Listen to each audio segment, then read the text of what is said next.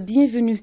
Le Haut Commissariat des Nations Unies pour les réfugiés et le Comité international de la Croix-Rouge, deux organisations humanitaires internationales disposées à accroître leurs appuis en faveur du Mali. Les responsables des deux organisations ont été reçus cet après-midi par le Premier ministre par intérim, le colonel Abdoulaye Maïga, le compte-rendu de ses audiences avec Fousseni Tounkara.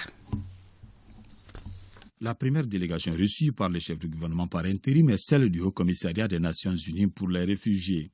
Conduite par son président résident au Mali, elle a abordé avec le ministre Maïga des questions relatives au bien-être des réfugiés et leur participation aux échéances électorales en vue dans notre pays. Le premier sujet le plus important, c'est d'abord l'encourager et le remercier. Remercier le gouvernement malien pour son engagement qu'il a pris pour permettre aux réfugiés, comme vous le savez, il existe plus de 180 000 réfugiés maliens qui sont dans les pays limitrophes, à savoir la Mauritanie, le Niger et le Burkina Faso. Donc il est important que ces personnes puissent participer en fait aux échéances électorales prochaines. Donc ce même effort aussi va être garanti pour les personnes déplacées internes. C'est le lieu de remercier les autorités maliennes. Je pense que le Mali a toujours eu, et ce depuis tout le temps, depuis son indépendance, à cœur de recevoir et de protéger les réfugiés qui se trouvent sur son territoire.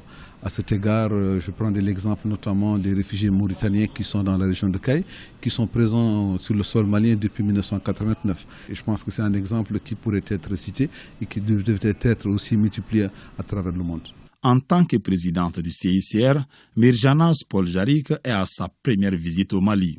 Sa rencontre avec le Premier ministre par intérim fait suite à sa visite à Gao où elle a rencontré les populations affectées par la crise sécuritaire et du changement climatique.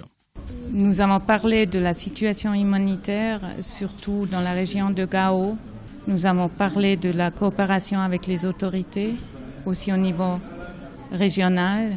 Et nous avons parlé de la coopération pour pouvoir assister à la population qui a besoin de l'aide.